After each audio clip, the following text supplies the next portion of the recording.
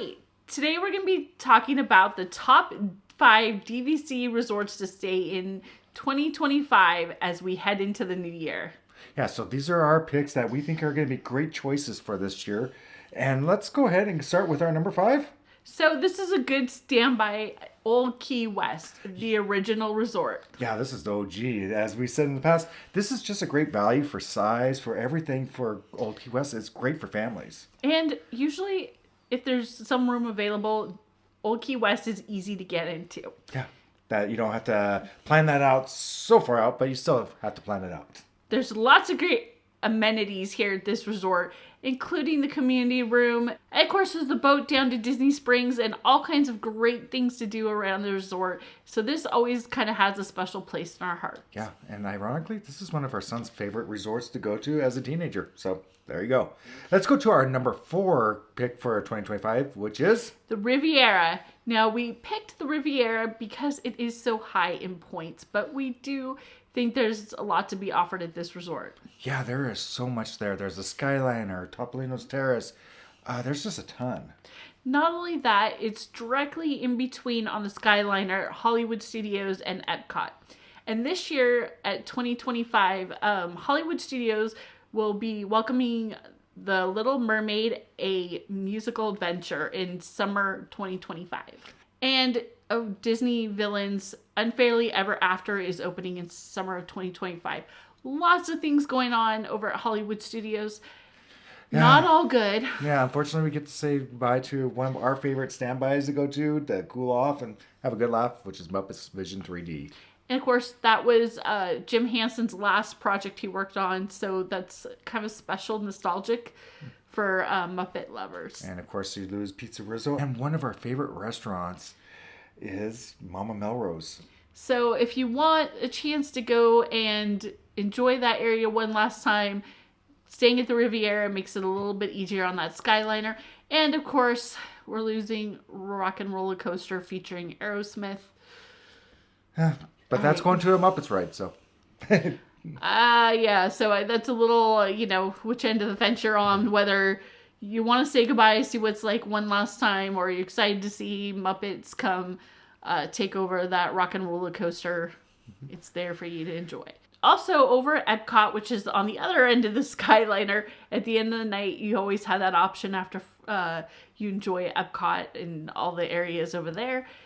But this year at Epcot, Test Track, was it 3.0, I guess, if you will, is coming at late end of 2025. And of course, Epcot always has lots of festivals, and you're a little bit closer to the action having that Skyliner from the Riviera. Okay, so the Riviera is a great resort. We have not stayed there yet, but it's one of those ones that's on our bucket list.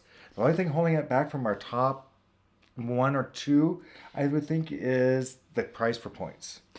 But we are staying there in 2025, so stay tuned. Okay, let's go to our number 3, which is the BoardWalk Villas. You know, all that stuff Kim was talking about, Hollywood Studios and Epcot?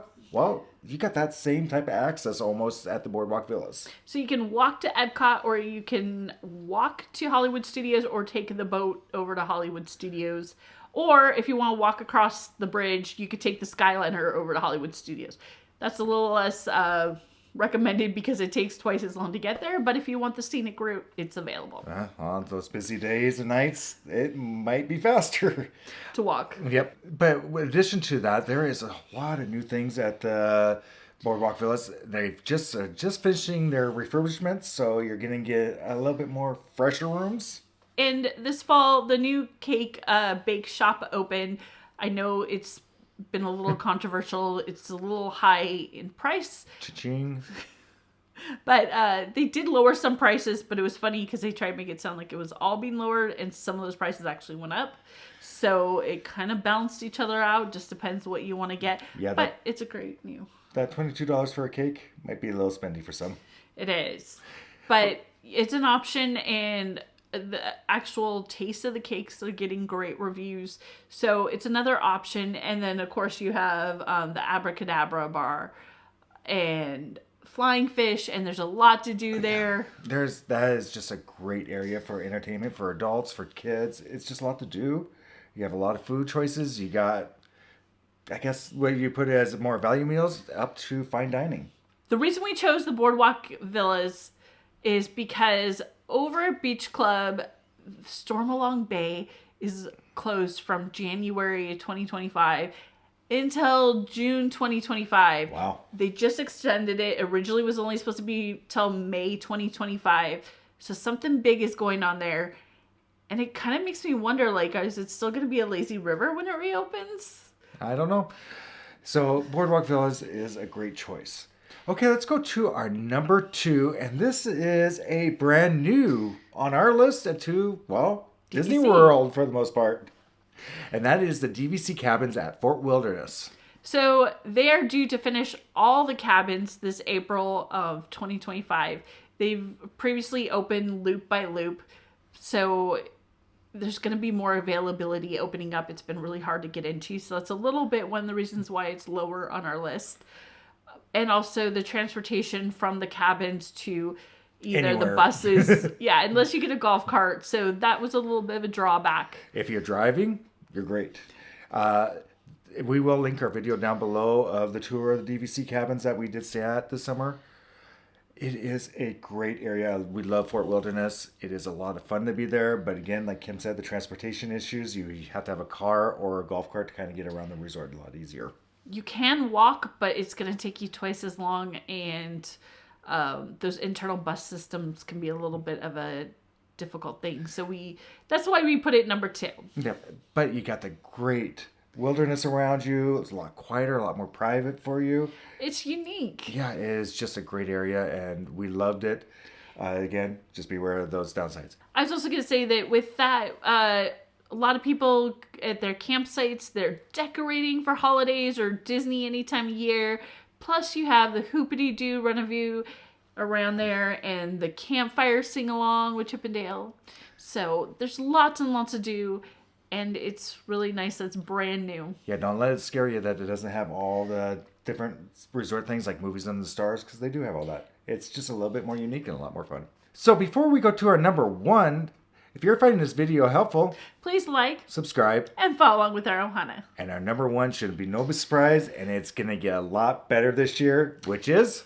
Well, it would technically be the Polynesian Village Resort, but we're going to even narrow it down a little bit farther and say the DVC Tower at Polynesian Village Resort. Okay, that's a mouthful. Yeah, well, we're excited about it. We finally get 1 and 2 bedrooms. We've been wanting this for a long time. Options, yes. That makes it so much better for families. Plus, not only are they going to have a regular 2-bedroom, there's going to be a 2-bedroom penthouse. Yeah, and there's going to be something new that we've been seeing in a little bit more of the DVC resorts, which is the Duo Studio. So there's a lot of different options. Some are a lot more points, some are less.